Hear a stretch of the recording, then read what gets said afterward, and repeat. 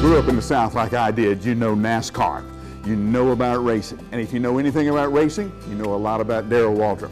Darrell Waltrip has won the Cup Championship several times and come in second just as many times as he won it. Now, if you follow his career as long as I have, he's gone from the bad boy of racing all the way up now to the great ambassador for NASCAR. We have the opportunity today to talk to Darrell. He has driven a lot of miles, all riding real fast and turning left. But he picked up some great lessons along the way. And so I'm glad to welcome Darrell Waltrip to our lesson today. And I know you'll be eager to hear him. Here's Darrell. Well, Darrell, thanks for having us into your place today and for giving us a few minutes. I'm very grateful for our friendship. For those who may be watching this who may not be NASCAR fans, give them a 25-word synopsis of Darrell Waltrip's career. Oh my, just Owensboro, Kentucky, not far from here, 150 miles. But back in the day, 150 miles was a long way. It was a 3.5-hour drive back in the day. I had a dream, I had a vision, I should say, more than a dream, a vision, of someday racing at the Fairgrounds Speedway in Nashville, Tennessee. At one time, the Fairgrounds, a little racetrack, 5/8 mile, but it had a real national reputation. Right. A lot of great drivers, and they had two what was then called Winston Cup races, which was as good as it gets. And they had 2 races there every year. And so I had this idea, I had this dream of, I grew up racing on the little short tracks around Owensboro and some in Indiana. And I had this dream of someday, man, I'm going to go to Nashville and I'm going to win me a race on that big 5/8 mile track. And I got the opportunity by chance. I'm a big believer in being at the right place at the right time. And of course, you know, you got to be available when the time comes. But a guy that lived here in Franklin, Tennessee named P.B. Crowell had great cars. Now, Bobby Allison drove his cars at different times, Donnie Allison, P.B. himself, several drivers locally, Jack Marlin, some others that drove for P.B., and he always won. He had the best cars at the fairgrounds. One winter in 1968, he was testing a car, brand new car that he had bought from Bobby Allison at the fairgrounds. Something on the car, the rear of the car broke. The car flipped, and it broke PB's back.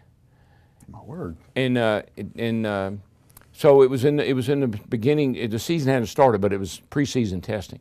So he couldn't drive, and he had some buddies down here that he'd been friends with his whole life. Bob Ruther was a friend of PB's, and others, Cuckoo Marlin, a lot of guys like that. And so he had other people that wanted to drive his car, and rightfully so. They were more qualified than I was.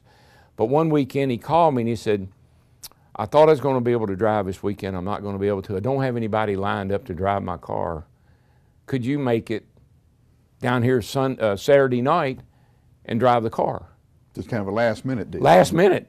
Well, I already had it. I was torn because, now let me see, I can race at Whitesville Saturday night. That pays $300 to win, and I know I'll win that. Or do I go to Nashville and I'm really not qualified. I really haven't raced that much on a big track. But I know if I drive that car, I'd probably do pretty well. So I said, okay, I'll be there. The good news is the next day came, I drove that car and I won that race.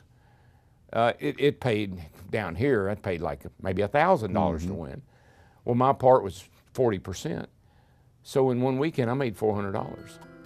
Well, that was more than enough to pay for our trip and get us back home. Well, I was hooked.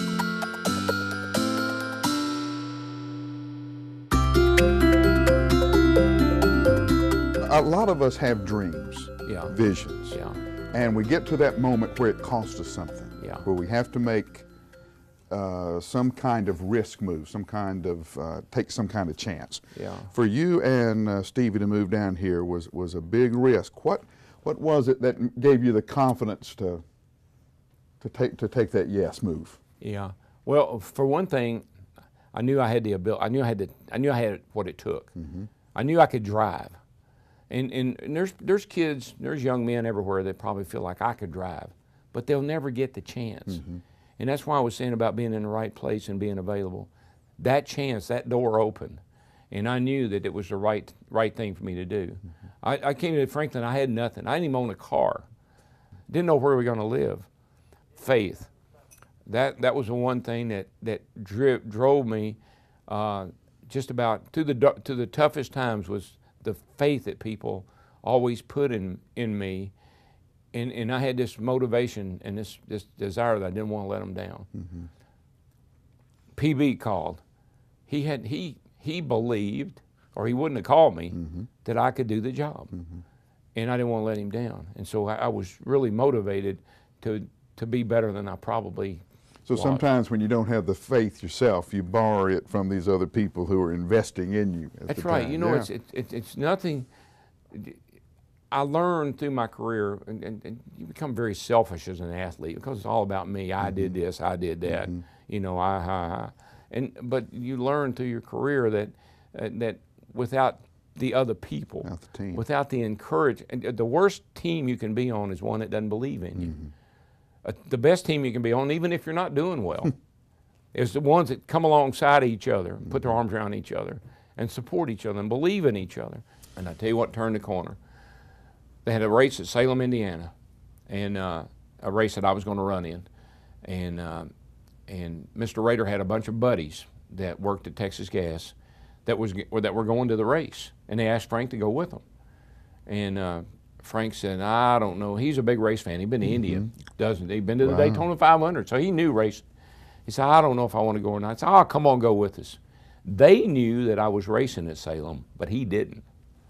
So they convinced him to go. And it was good timing.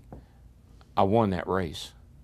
And he was in the stands with his buddies. And Stevie and I got pictures. We're standing on the straightaway at Salem. I got my arm around her. He's in the grandstand saying, that's my son-in-law. That's my daughter. The redhead, that's my daughter. That's my son-in-law. And turned the corner. From then on, we were buds.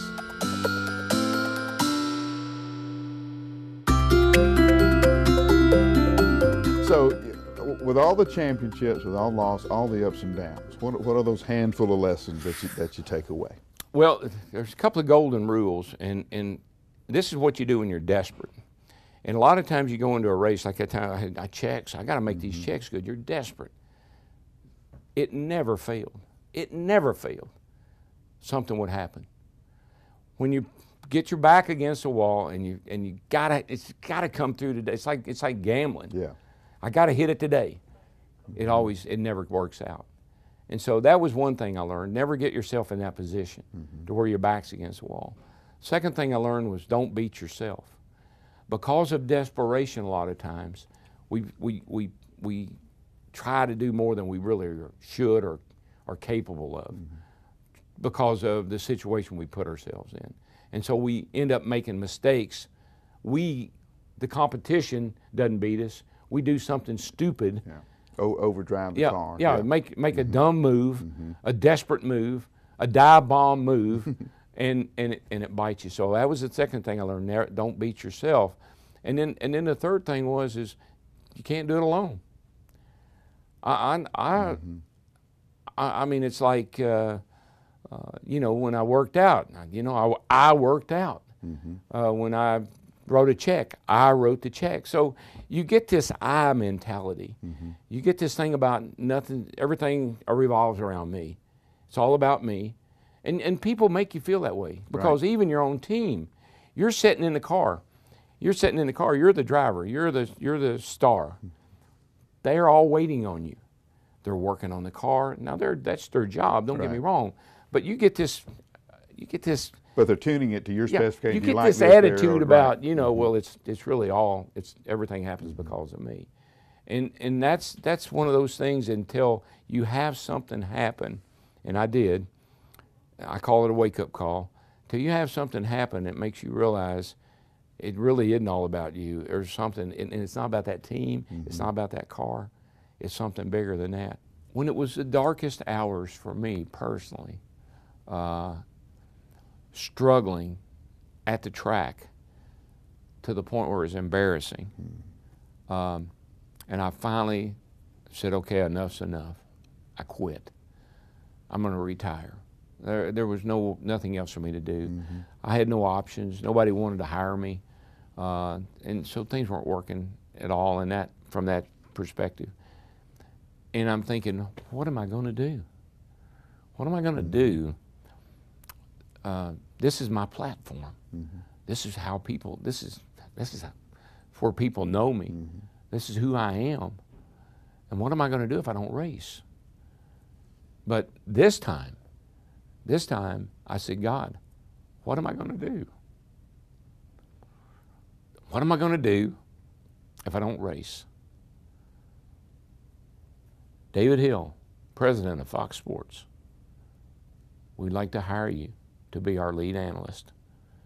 And that call came right on the heels of me deciding to retire, walk away from what I'd known my whole life, not knowing where I was going to go next or what I was going to do next. And that started me on a whole new career. And this platform is much bigger than the one I left. Yeah. Well, it put you in Days of Thunder. It put you in Talladega Nights. Yeah, So now you're a big movie star. Yeah, I've done a couple of Cars movies, and this platform's a lot bigger than the other one. I mean, the racing platform was just me in a car out on the racetrack. This is me and a TV that millions of people watch every Sunday. And God has been, He's blessed me. And I'm still here. I think about my friend Earnhardt or Neil Bonnet or Benny Parsons or guys that were buddies of mine that I raced with. They're not here. They're gone to be with the Lord. The Lord left me here to do what I do. And I'm glad He did. I'm glad He did too. That's part of that accountability thing, you know. You left me here, and I know why. I don't want to let you down. So now the faith that the Lord Himself has placed in you. That's right. That's right. Good stuff. Good stuff. Well, Darrell Waltrip, thank you for your time, friend. It's been a great time for me, and I know it'll be time for those who watch this video will be encouraged about finding their yes as well. Amazing grace. How sweet the sound.